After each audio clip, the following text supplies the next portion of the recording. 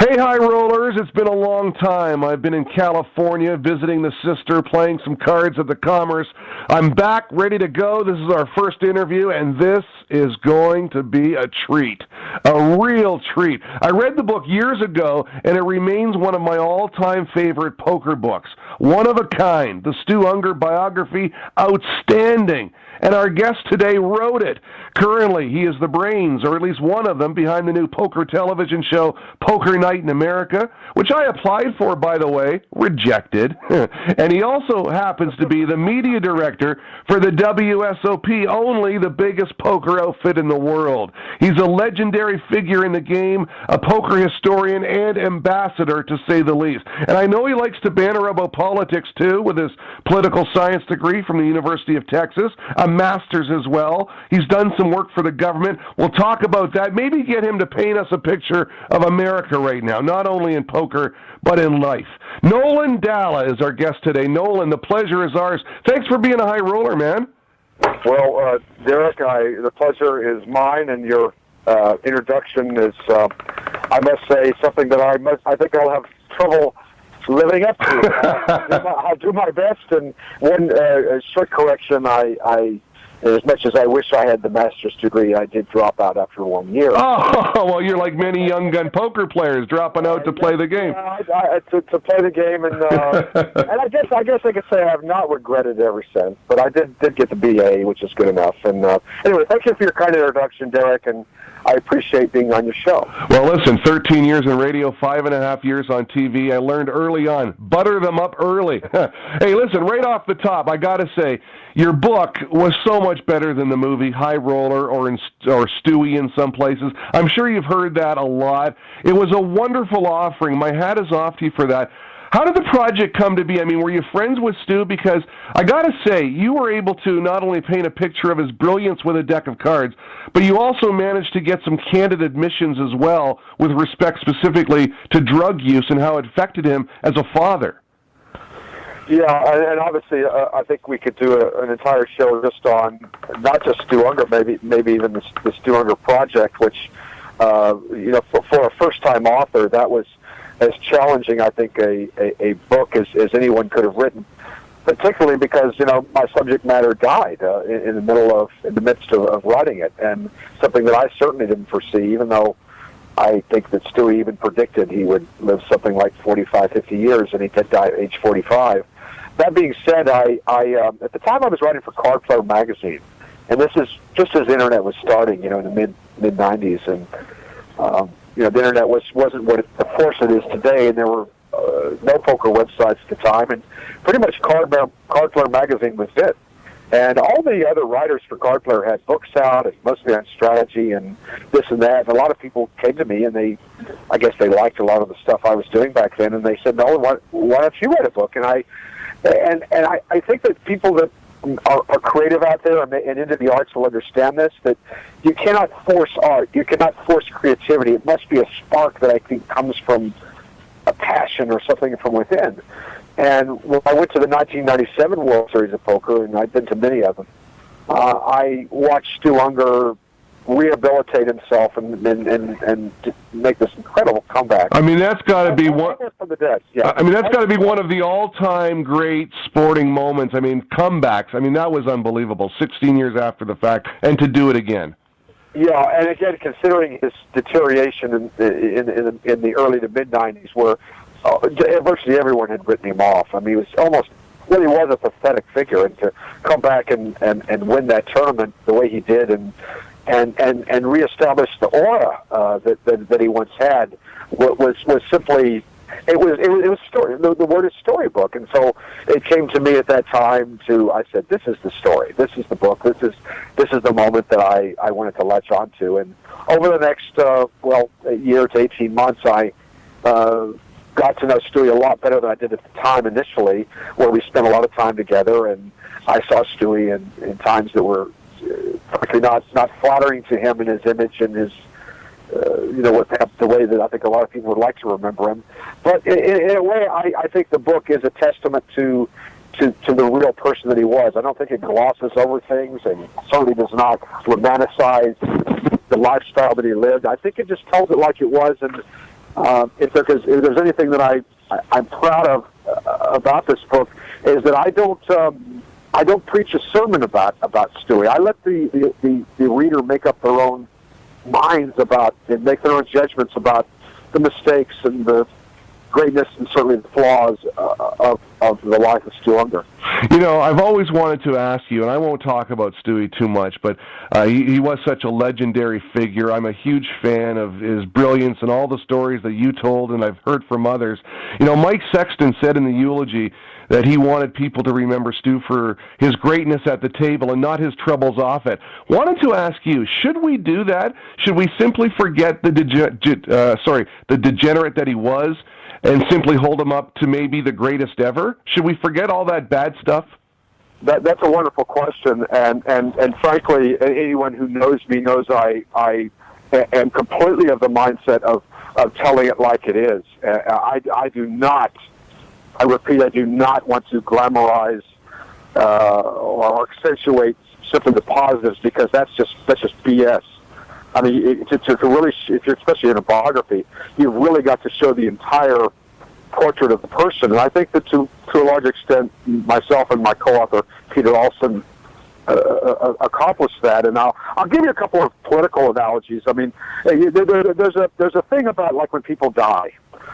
There's this I don't know where this comes from, but don't dishonor the dead. Or when someone dies, for whatever reason, we have this mentality that let's not speak ill of the dead. You know, pay your respects. Even if it's a horrible person, even if it's a person that was responsible for horrible things, and there's a lot of times from history that this has happened. We gloss over that. And I don't like glossing over any of that. I think that's the time to reflect on someone's life fully, the good, the bad, the ugly. Bring it all out. I mean, what? And by the way, it is responsibility of a writer, of a journalist, of somebody like you who interviews people. It's their responsibility to get it out there. That's what we do. I mean, we're not press agents for these people and trying to gloss over and BS people into this idolatry. I don't believe in that at all. So my philosophy is quite the opposite, and putting things out there, warts and all.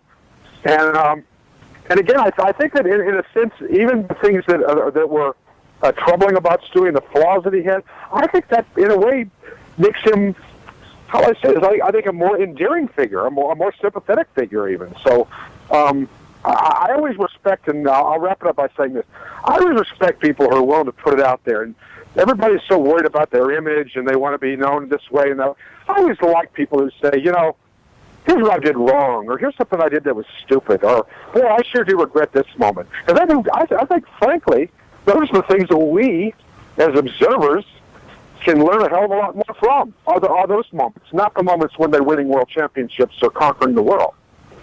Well, I'll tell you what, you and your partner certainly managed to paint the entire picture. It's a fascinating read, and if anyone hasn't read it, I suggest you go out and get it now. One of a kind. What did you think of the movie?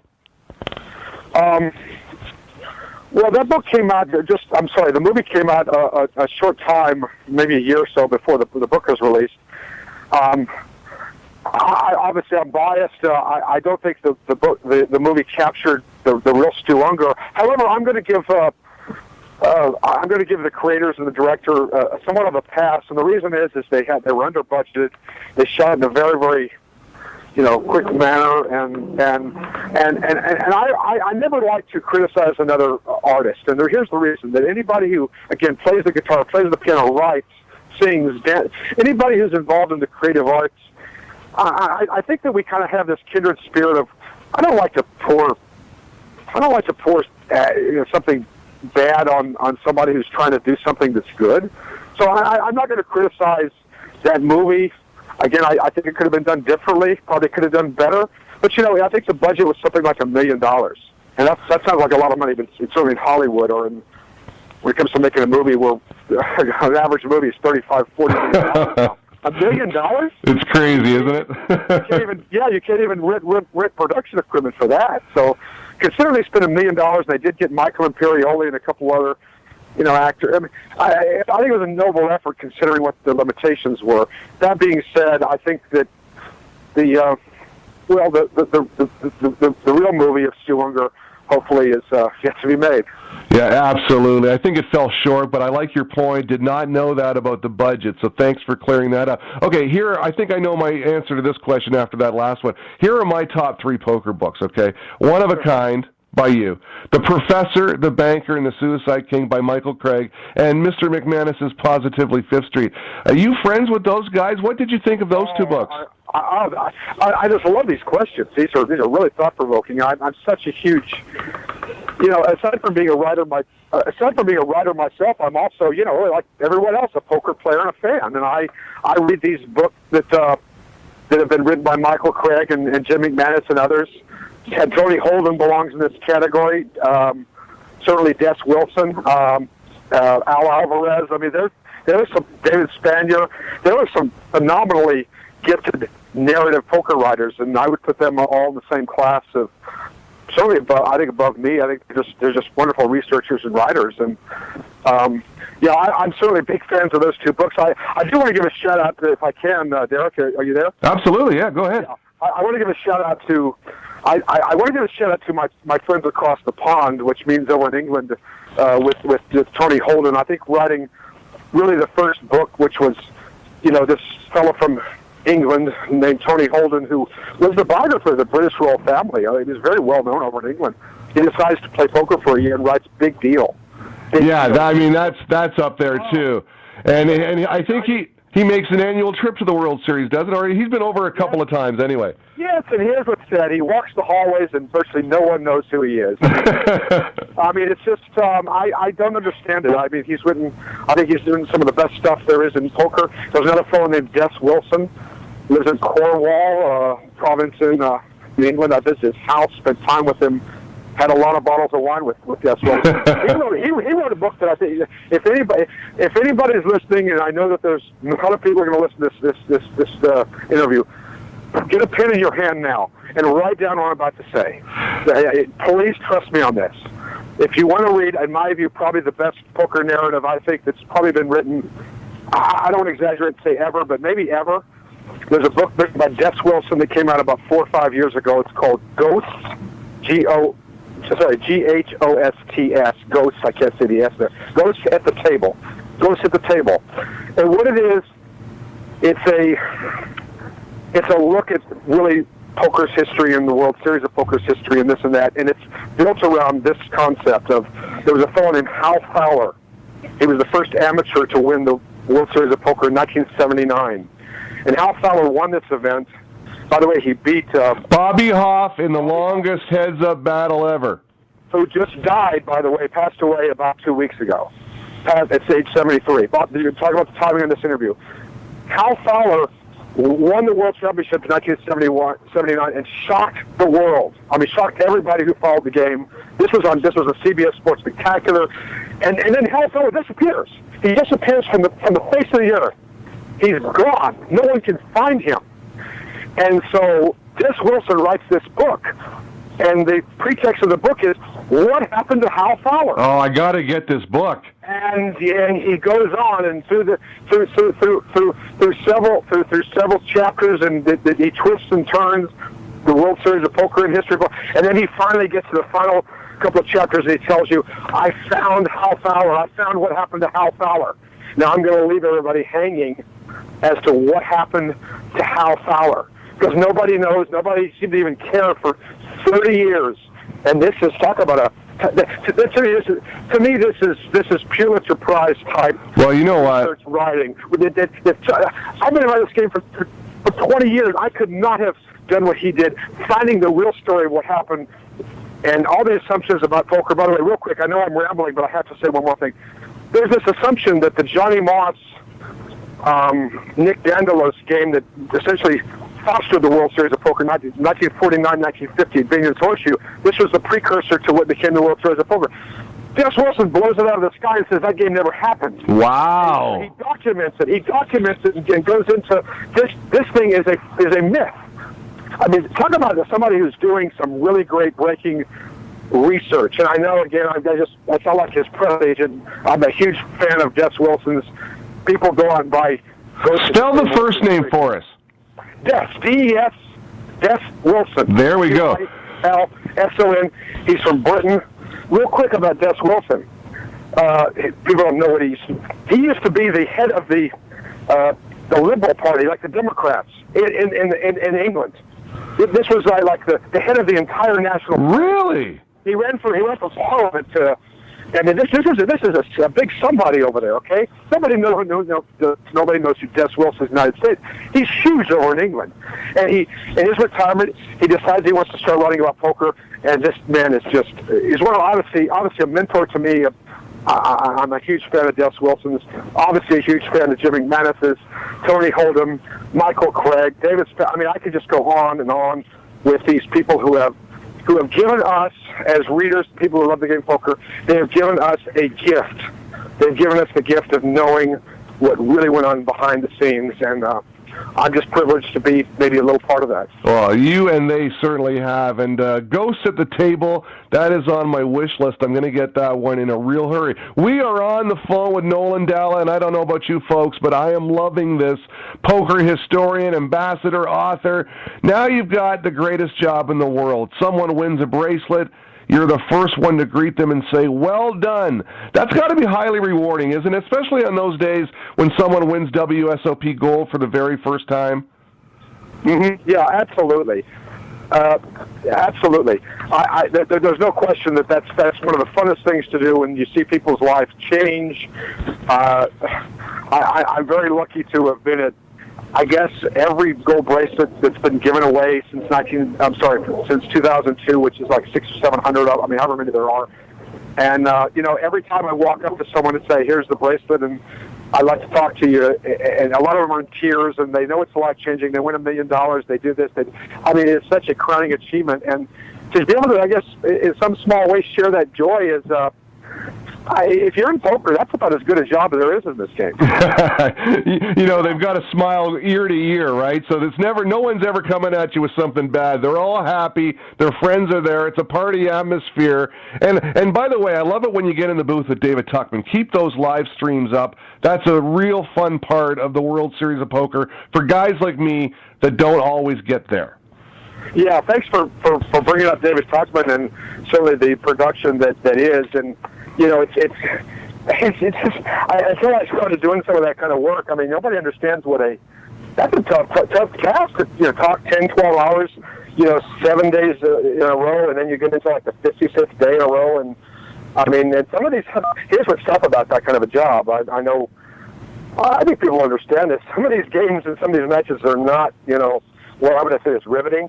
So that's the most exciting. When you're doing, triple draw low ball and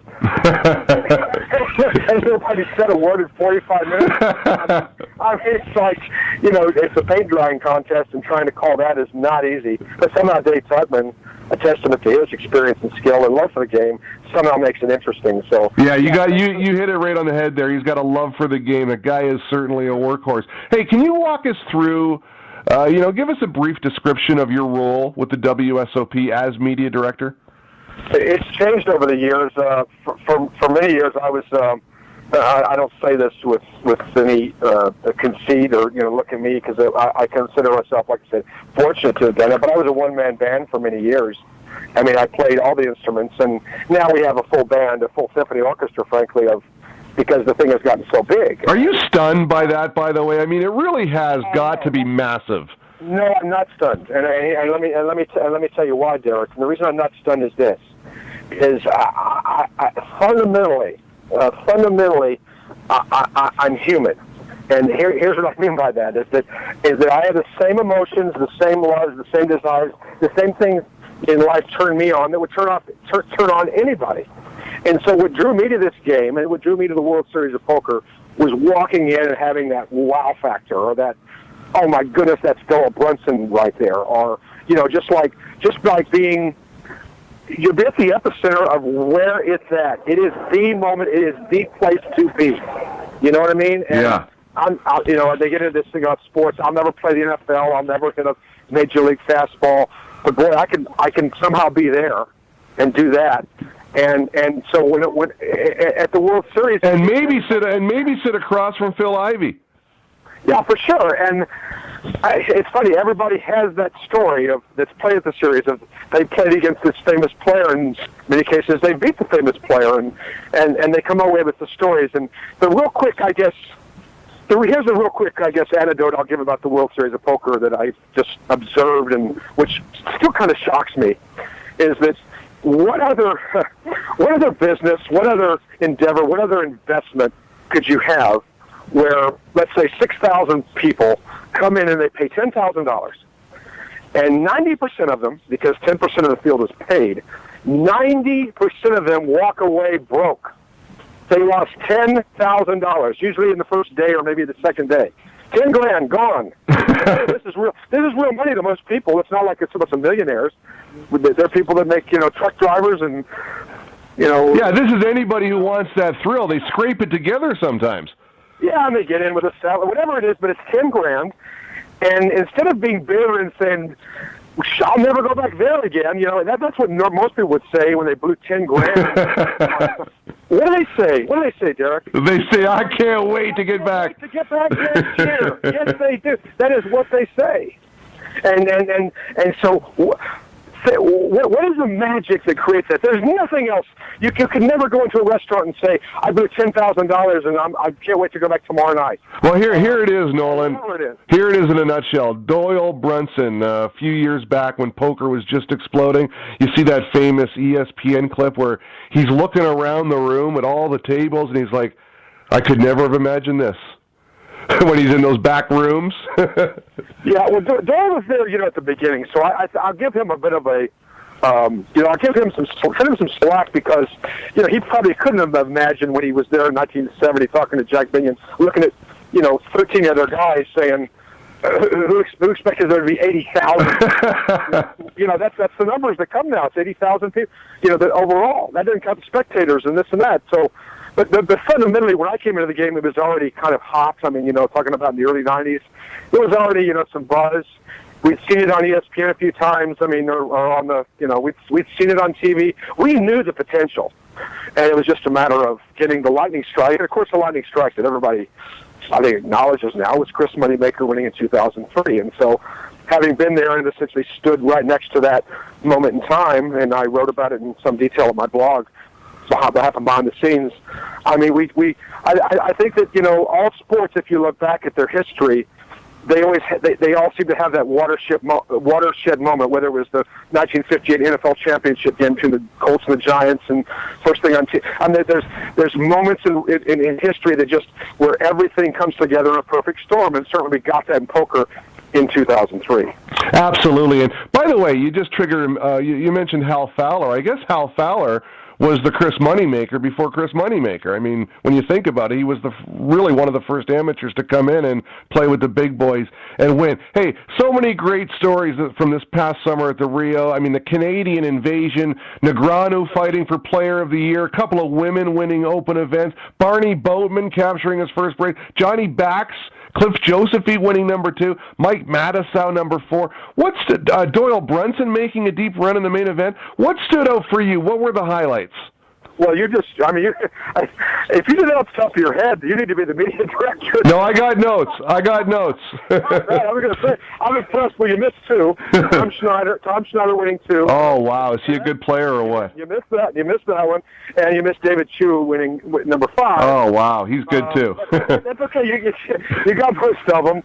I think those are all nice moments. I'll give you one that was a personal favorite. Like I said, I try not to have a rooting interest because I try to cover the event from, I try to cover what I call dispassionately, meaning not trying to give anyone any advantage as far as, just the way a tournament official has to be. Right. But I got to admit that when I travel around the country and I did this World Series of Poker circuit for 9 seasons, and I was on the road for, over 100 days a year and going around the country. And so when I would see players, the term I would use is coming up through the farm system of poker in the World Series of Poker circuits, I developed a lot of close friendships along the circuits. And I thought, this is really cool that if somebody from the circuit can get to the World Series and maybe make a deep run or, who knows, maybe win a bracelet, that'd be really cool. Well, sure enough, there's this young lady named Lonnie Harwood. Wow, what a series she had. Incredible. And she won a few rings. This is going. I think she broke through. I was in West Palm Beach, Florida. This is about 2 years ago. She won her first gold ring. No one had ever heard of Lonnie Harwood. She just graduated from State University at Stony Brook, or forgive me if I'm doing that wrong, but she was a college student, had just graduated, goes down to visit her father in South Florida during the wintertime, happens to walk into this poker room, wins a gold ring. Nice story. Do you really expect to hear from Lonnie Harwood again? Probably not. She shows up in New Orleans, I don't know, 4 or 5 months later, wins a second gold ring. Okay, interesting. She starts playing the circuits, starts making some deep runs, starts developing a following, and you see where this is headed. She shows up at the World Series of Poker this year. There was something about Lonnie that I observed, and I sent her a message privately. I said, Lonnie, you're going to have a huge World Series. You're going to have a huge World Series of Poker. You told her this? Yes, I did. And she'll confirm. I don't do that. I do that very rarely. But I could just, you could just see. I guess sometimes you've been around the game. I don't believe in all these ESPN. No, but sometimes your opponent's going to miss the flush. Sometimes they're going to hit it. You know what I mean? You just know. And you also have a feel for somebody that's just, I think the term is in the zone. Right. And I said, Lonnie, I didn't say this, but I said she's going to have a huge series. And I knew if I was wrong, she was eventually going to have a good series at some point. She's just got it, whatever it is. Whatever it is, she had it. And so I said, and she said, thank you. I think she maybe even brought it off. She thought, well, she knew who I was and all that. But it was like, nice encouragement. And then she showed up the World Series. And even before she won a gold bracelet, I think she'd made 2 other final tables and was having a great series. And then, bang, she wins, I think, $600,000 in one of the final events. Makes, I think, 3 final tables. Has the biggest, World Series of Poker any woman has ever had. In terms of, she's had out all the 3 final tables, I think 4 or 5 cashes, a gold bracelet. I mean, for, a player that 18 months earlier had played her first World Series of Poker circuit event in Florida. Okay? It's unbelievable. It's an incredible arc. So when I see those stories, I'm just thinking it's that Horatio Alger thing. It's just this great story of possibility. It really is the American dream, and it happens every weekend, it seems, in the World Poker Tour, the WSOP, the EPT. I mean, it just happens, and people all over the world, they're going for it. Hey, listen, had Greg Mueller on the show kind of ranting about the fact that Kid Poker was already 400-some-odd points ahead of him in the Player of the Year race before he even stepped into Rio, suggesting perhaps that it should start in Vegas, the point counting, and then anyone having a good summer for the long haul could then decide to travel the world and vie for that very, very prestigious award. Your thoughts on that? I don't usually take passes on questions. I have an opinion about everything. No, I mean this. I think this is something for them to fight out and debate and discuss. I'm going to just let Greg Mueller's comments stand. I think they're interesting and probably certainly have a lot of merit.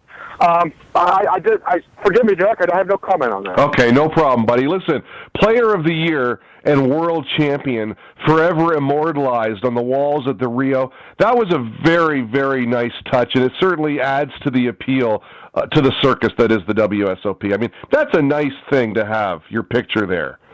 Well, yes. I mean, that's a physical presence. I think the real meaning of the World Series champion, though, is almost I don't know. It's in the public stream of consciousness. It's the fact that when you walk into the room for the rest of your life, people know your name and they know what you did. I mean, it's not about a banner. That's nice. It's symbolic. It's it's a nice thing, but it's the fact that they can never take that away from you. Ever. Never, ever. Winning the Oscar, winning the Super Bowl, or whatever, you can never take that away from you. And so for me, when I guess I'm in a very blessed position talking to all the champions, and when they win, I don't think that they even get it. It takes a while. It's almost a forest and trees thing, because immediately when you win, everybody that you ever known your entire life, everybody you went to high school with, everybody you worked at some shitty job and wherever, will call you up, will text you, and half of them want to borrow money from you. The other half want to give you financial advice. I mean, you hear from everybody under the sun, and then some. And everybody, by the way, seems to want something from you. And I got to tell you this: if you go back and interview all the champions, I've talked to all of them in great detail. One of the secrets is it's not that cool. It's not as cool. It's not the rock star. Well, maybe it is the rock star thing. There's a lot of pressures. It's not all fame and glory. It's not all. I mean, your life changes. Your life changes, and there's enormous pressures on you. And these, in many cases, kids are thrust into this enormous role that they've never been trained for, have no preparation for, have never thought about for the first time in their lives, and now they've got to all of a sudden be an ambassador, and they must do this, and they must do that, and they must. I mean, just think of the pressures, and so, I have great sympathy for them, and I almost wish there was a training course or something, because I really think that there's nothing to prepare you for that moment. And I guess I'll close this point off by saying that over time, the players that they look back on things, especially the ones more recently, they look back and they say, "Gee, I wish I could have done this a little differently. Or I would have done that." Or, you sort of look at what Peter Iskay went through. He quits the game for a couple of years, if you recall that. Yeah, absolutely. I mean, that really. Yeah, he didn't like it at all. He didn't like the fame. Didn't like the interviews. Didn't like being thrust in this role. I mean, Jamie Gold hasn't really played too much since his victory. You bring up a good point there, and I wonder if it's a project for you down the road that, during World Series of Poker Week or the month and a half that it is, you get the former champions together and you have a little get-together, or at least after the event with the new champion, where they can all explain what they're going to face and some of the pressures they'll be under and that sort of thing. I'm not going to ask you about the Final 9, November 9. It's coming up. It's a spectacle at the Penn and Teller Theater. Cannot wait for that. We're on the line with Nolan Dalla. Got to ask you about Poker Night in America. And let me start by saying I did apply for the show. You were looking for characters. I'm certainly one of those.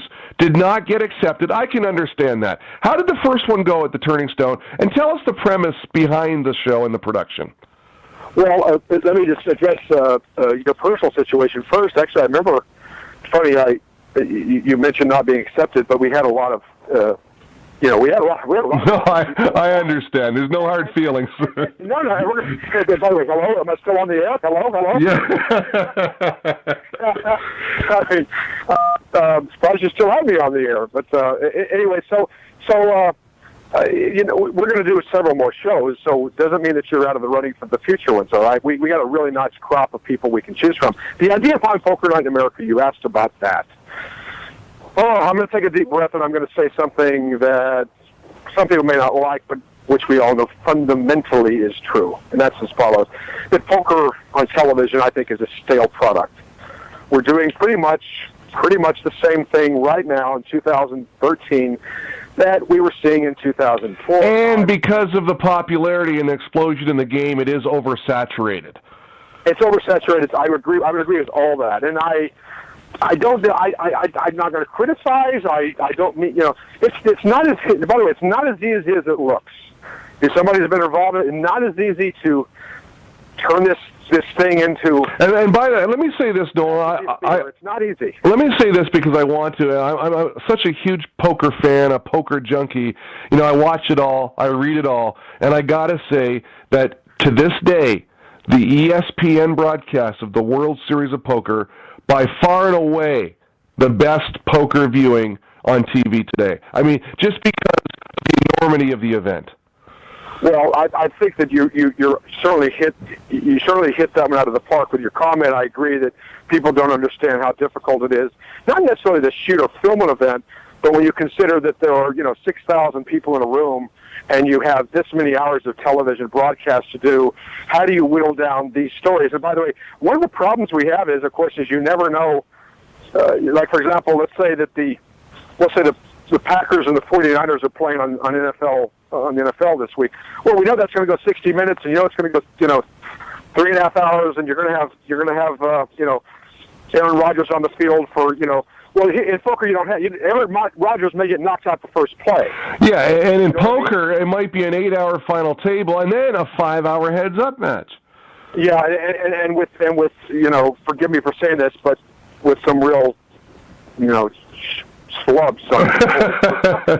I mean, if it's Hellmuth versus Mattisau, that's outstanding, but it isn't always that way.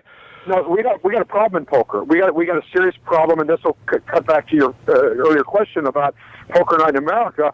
I think that we've got into this horrible mindset of where poker is now almost mechanical, and we're talking about hand ranges and all these.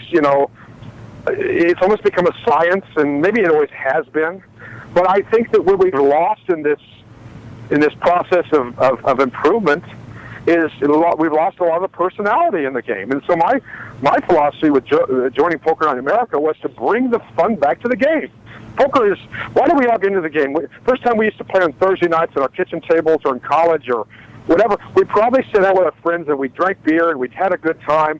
That's fundamentally what poker... I love check raising my grandma at the family Christmas game and then rubbing it in her face. I mean, it is a social game. And part of the problem, I think...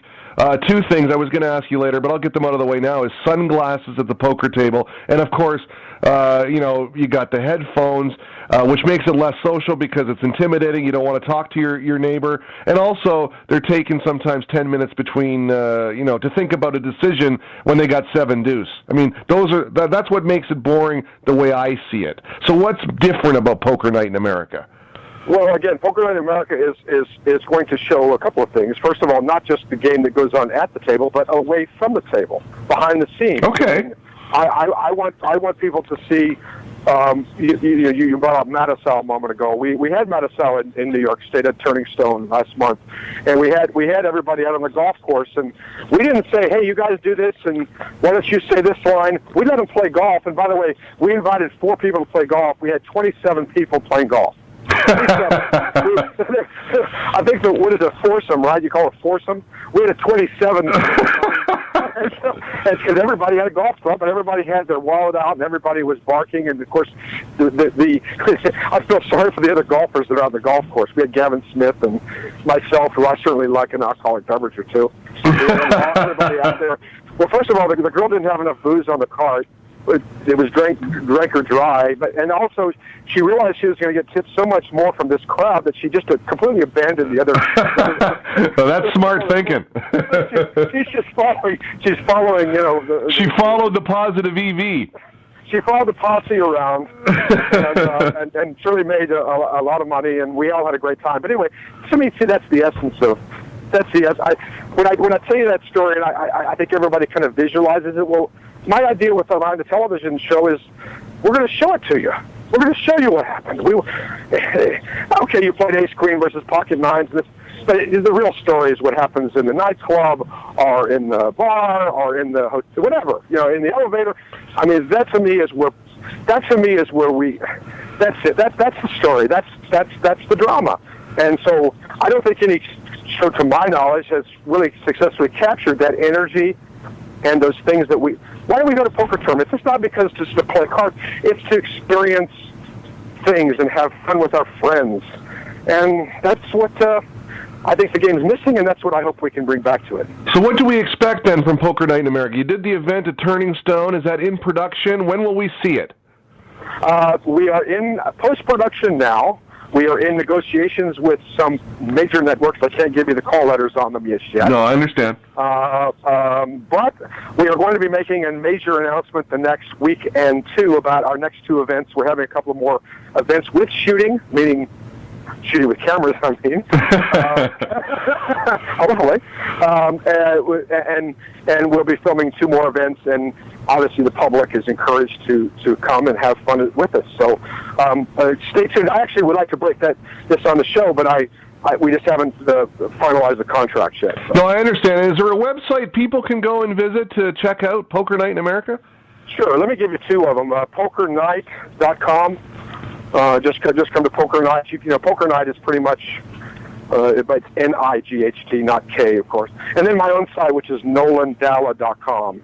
Nolan Dalla, my name, and then .com. And I always have the latest news and how would I say this? A lot more sometimes than people may not want to read.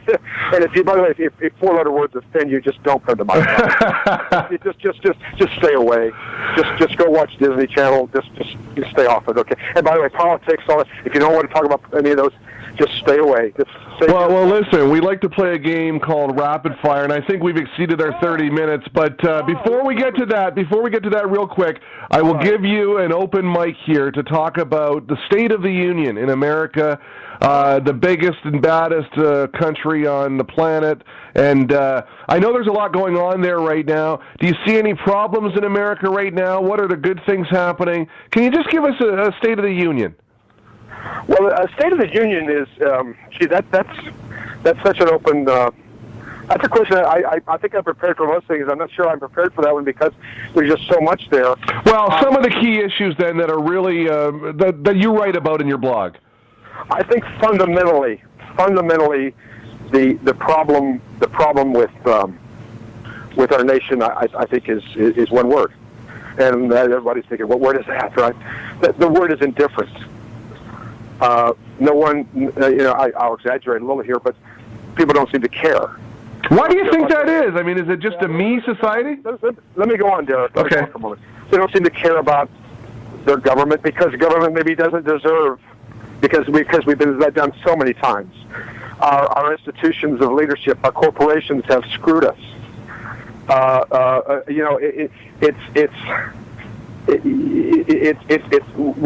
don't think we care because it's almost painful to care. In other words, to have a vested emotional interest in your community, your society, your state, your country, it takes a commitment, and unfortunately that commitment sometimes brings pain, it brings loss, it brings disappointment. And this is what I call a happy-go-lucky society. We want to, look at the pop charts and the music that people listen to, and then go back, to a previous generation. What did they listen to then? What were the songs about? And I know it sounds like a grandpa, scolding the youngsters, but what were people writing about? Who were the great writers and authors of a generation ago? And who were the great songwriters? And what were they singing about? The Eve of Destruction. There's a song. They were singing about things that mattered. Yeah. Instead of this garbage and this meism and the entire what I call self-absorption and entitlement that I think a lot of people of all ages have in this society. And nothing comes easy, Derek. Nothing comes easy. You've got to work for it. Nothing should come easy, by the way.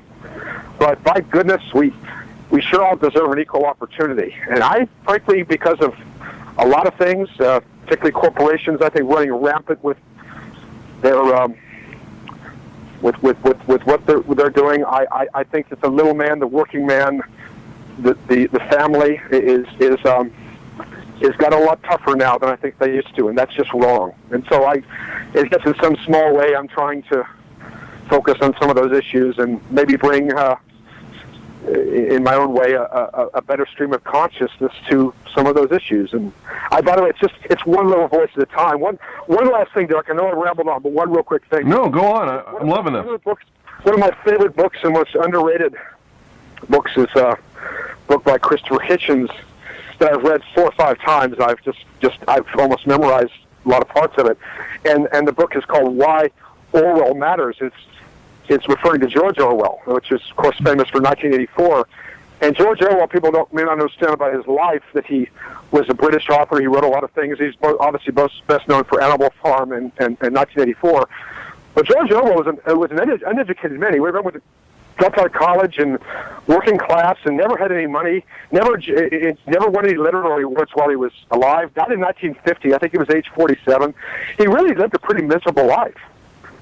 But, ladies and gentlemen, listen to what I'm about to say. He made a difference.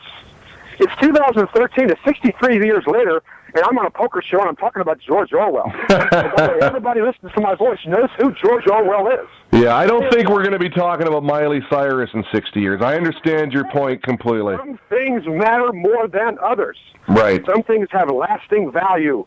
Mm-hmm. And so the lesson of George Orwell is not this thing about totalitarianism and Animal Farm and all these incredible ideas he had.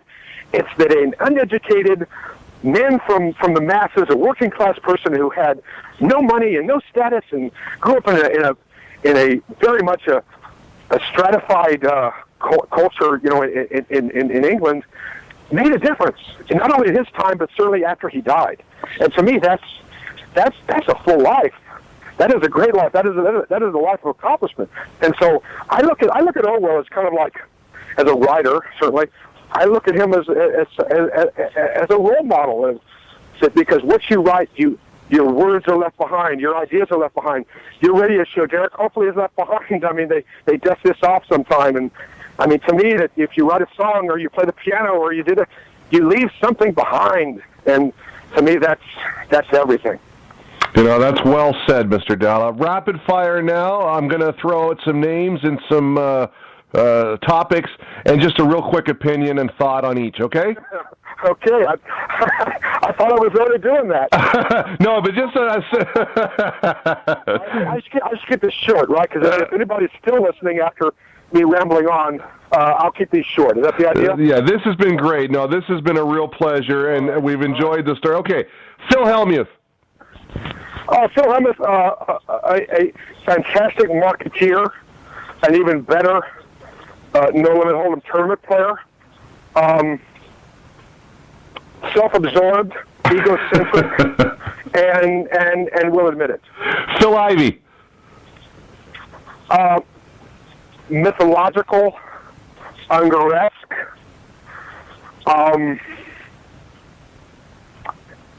destined for unknown possibilities. And when I say that, I'm not so sure he's going to be doing what he's doing now 5 or 10 years from now. The great mystery is, where does Phil Ivey go from here? Wow, very interesting. The magician, Antonio Esfandiari.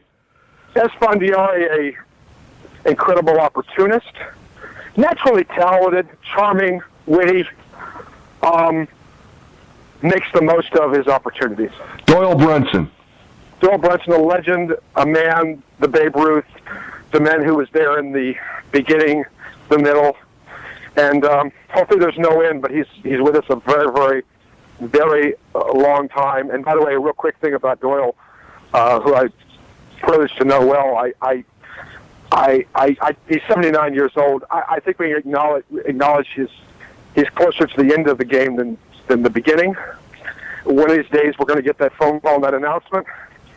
I think the game is not the same when Doyle's not around. He's the presence. He's there, and let's have him with us for a long time.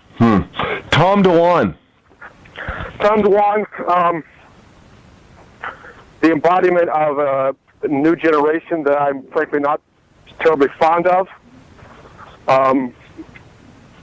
Incredibly gifted, naturally analytical, and rich beyond any of my abilities that I could ever even aspire to. but maybe flawed and has a lot of maturing and developing to do, maybe in some other areas, and in terms of becoming fully a citizen of the responsibilities that I think he has when you become somebody that's an icon in the game. This is candid stuff, folks. I love it. Daniel Negreanu. Daniel Negreanu, a ringmaster, a circus clown, a juggler, a height wire trapeze artist, who, by the way, who probably would be a better poker player if he weren't so distracted by all of his public relations commitments. So many people forget that it's not easy to balance all those things that you do that he does, and also to stay focused on the game. And it's easy to be anonymous or be in a shell and win. I would say easy to win, but it's easier than when you've got your phone ringing 15 times an hour and there's interviews 6 times a day, and you've got to say no to people.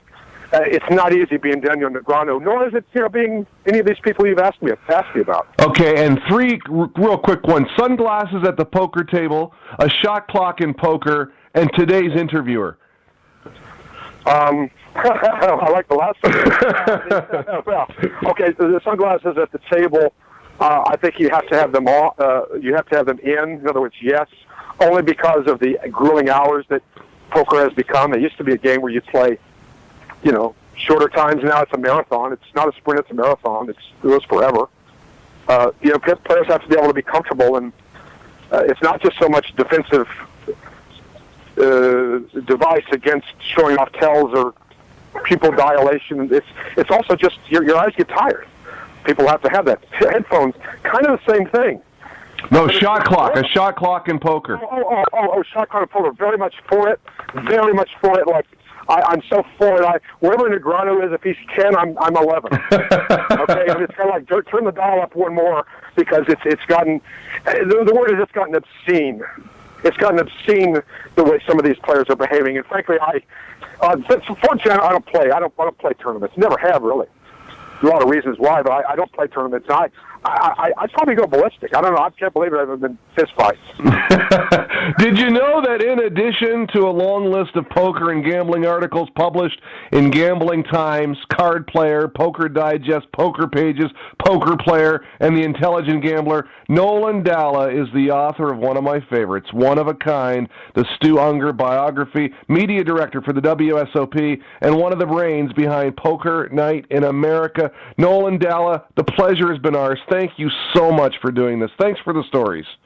Derek Oliver, you didn't let me, you cut me off before I get to give what the thing on the interviewer, right? Okay, go ahead. I was gun-shy. Is my microphone still on? Yes. All right, so I'm going to tell you something.